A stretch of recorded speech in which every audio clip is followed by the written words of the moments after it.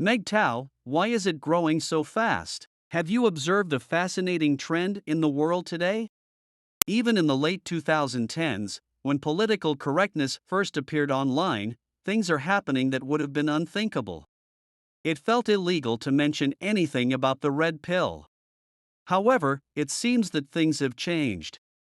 Just look at Andrew Tate and how quickly he became renowned. You didn't get such a large fan base overnight, but it's clear that there are a lot of dudes who appreciate and agree with the message. There is no other way to accomplish this except to capitalize on the support of an already established movement. By the grace of God, red pillars have millions of followers. Andrew Tate is no longer alone. There are a lot of male gurus out there these days, and they all seem to preach about the differences between male and female characteristics. The old masters would never have thought of performing these things, but times have changed. And there's no denying that it's had a significant impact on how many men think about relationships and gender dynamics. In a world where feminism is increasingly seen as the enemy, the red pill offers a radical alternative vision of what it means to be a man. For many men, the appeal of the red pill is precisely its willingness to challenge feminist orthodoxy. In a culture that often tells men to be less masculine, the red pill provides an opportunity to reclaim what it means to be a man on one's terms. As hunch-up gains popularity, more and more men are adopting the values of the red pill movement. If you've been around the red pill block for a while, you probably already knew what was coming. But for the sake of the new guys and the other watchers, I'll explain why the red pill movement has been so successful worldwide. I've never heard that first reason before, and it may be controversial, but it makes sense to me. As the internet has become more widely available around the world, more and more men from all walks of life are being exposed to the red pill culture that was formerly confined to the fringes of the internet because it was predominantly a Western movement. I believe they have made significant contributions to the red pill paradigm shift. Owning a cell phone or laptop during the early days was quite a challenge. There were few models to choose from, and those available were often quite expensive. In addition, cell phones and laptops were not as widely used as they are today, so there was a smaller market for them. As a result, it was often difficult to find good deals on these devices. Another challenge was that cell phones and laptops were not as user-friendly as they are now. Many people had difficulty navigating the menus and settings, and few how-to guides or manuals were available. When it comes to apps or programs like YouTube, Reddit, Facebook, and other stuff is not that common or hasn't been invented. Only the very wealthy in countries outside the West in the year 2000 had the means to own personal computers or mobile phones. Men from all walks of life are increasingly flocking here. These individuals are making their way up from the gutter, and they believe in all the movement stands for. They share a common experience: they were not born into wealth and privilege. Put together with the reality that not all people in the developing world are as feminist crazed as those in the developed world. Conservative beliefs vary from country to country, but conservatives generally tend to value tradition, hierarchy, and order. They may be suspicious of change and progress and often have a dim view of human nature, believing that people are inherently selfish and sinful. In addition, conservatives tend to be patriotic, supportive of traditional values such as marriage and religion, and wary of foreign influences. Red pills offer the best hope for preserving civilization in the face of a chaotic and dangerous world. Hence, they agree with our statement, even if we remove this component. There is, and will always be, one primary factor driving the expansion of the red pills market. Its message is strong. It provides a comprehensive guide that resonates with many men.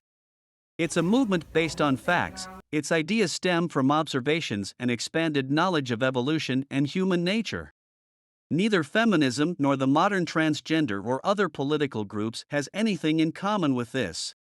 Because it's understandable and not trying to lead human beings somewhere, that goes against our very nature.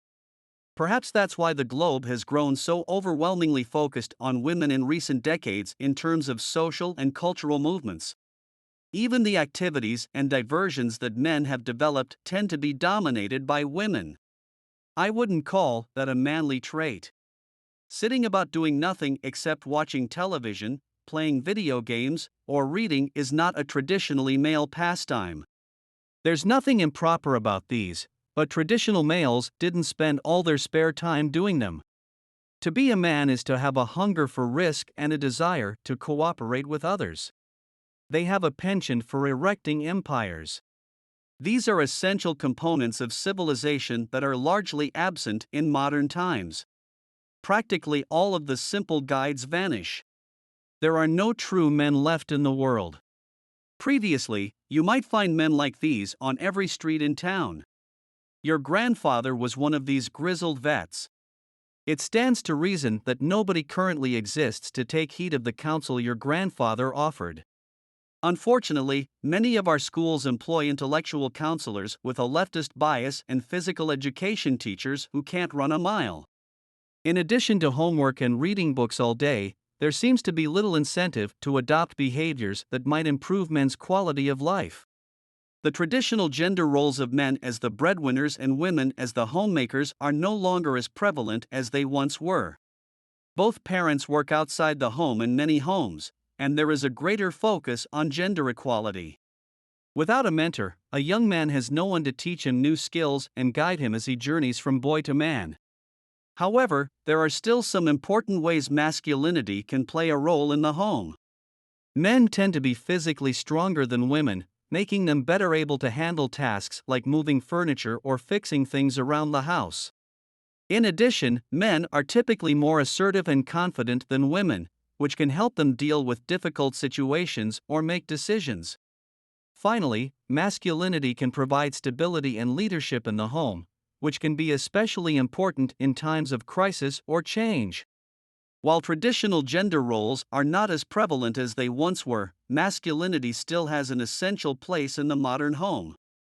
If I missed out on another important factor in why masculinity is important, comment below.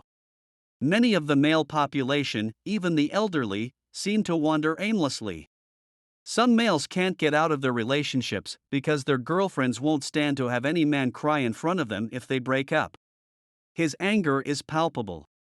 Hurt, and he couldn't fathom how a lady he'd been seeing for 3 years could treat him this way. Then there are the soldiers whose spouses caused them to lose their entire life savings. All these men huddled together in their rundown apartments have found common ground in the red pill. Among men of the 21st century, it serves as both a bridge and a mentor of the highest order. It's a place for men who've learned the truth, who've understood the real nature of females and the modern legal system, and who want to teach young guys, but even more than that, they want young guys to embrace their masculinity. Deep down, every young guy wants that, but he doesn't know how. Everywhere he's been told that the traditional masculine traits are toxic and should not be embraced in the modern world. But deep down, he wants a place to vent his aggression and embrace his sexuality. In recent years, there has been a lot of discussion about what it means to be a man. Some believe that toxic masculinity is a real problem that needs to be addressed, while others argue that the term is nothing more than a way to demonize men.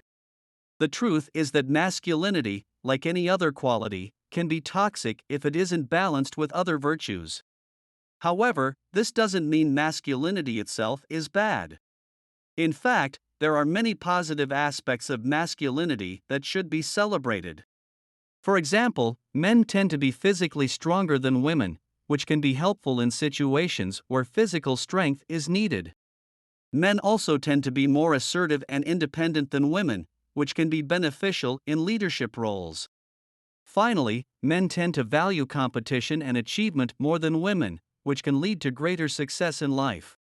While it's important to acknowledge the potential darkness of toxic masculinity, we should also remember the many positives of traditional masculinity. The red pill teaches him how to do that. It will take him out of this rut and tell him to lift himself and take care of himself. Focus on a bigger purpose than looking at girls all day. When he has accomplished all of that, he will then learn about the true nature of women. We don't want to scare him or make him hate women. We want to let him know that no matter what women say, this is how they will really act, this is how they will really treat you, this is how she will judge you. All of this is going to happen, so if you want to be successful with women, you need to understand what women really want. So you don't end up like one of those guys who got burned by a woman. They are men who have seen the world as it really is, know what women are like in today's society and the law, and wish to share this knowledge with younger men while encouraging them to be proud of their manhood. Every young man wishes for this, but few know how to achieve it. Everywhere he's gone, people have warned him that embracing conventional masculine attributes is harmful in today's society. Yet, at heart, he yearns for an outlet to express his hostility and accept his sexuality. He learns this by taking the red pill. Inspiring him to get out of his rut and focus on his well-being will shake him up. Put your attention towards something more meaningful than just checking out women. When he's done all that, only then will he understand women for who they are. It is not our intention to terrify him or turn him against females. Regardless of what women may tell him, we want him to realize that this is how they are, how they treat you, and how they evaluate you. Because of this, knowing what women desire is essential for a good relationship to avoid becoming one of those guys whom a girl dumped. In today's era, Twitter readily embraces the chance to standardize any and all situations. In the midst of all this chaos, it's hard to tell what's normal. A safe bet would be to take the red pill. There's usually a good explanation for why something is unusual. There's a good reason why online degeneracy is looked down upon, but the general public won't get it if they don't try. If you're a young man who wants to improve himself and honor his family's legacy, you should follow your own advice and do the same. It's hardly surprising that the film has become so popular, given that it is available online for free and can be viewed by anybody. Please cross your fingers that the red pill will be taken seriously in upcoming talks. Perhaps, with this, we can still make a difference and rescue the West from the madness of the modern day. Again, this one male, and don't forget to subscribe. What if I told you that the way men have been approaching women is over? In this next video, MGTOW demonstrates how society has changed so drastically that now it's actually the women who are approaching men. Crazy, right? If you're looking for evidence that times are changing and the traditional methods of dating no longer work, then you need to watch this video.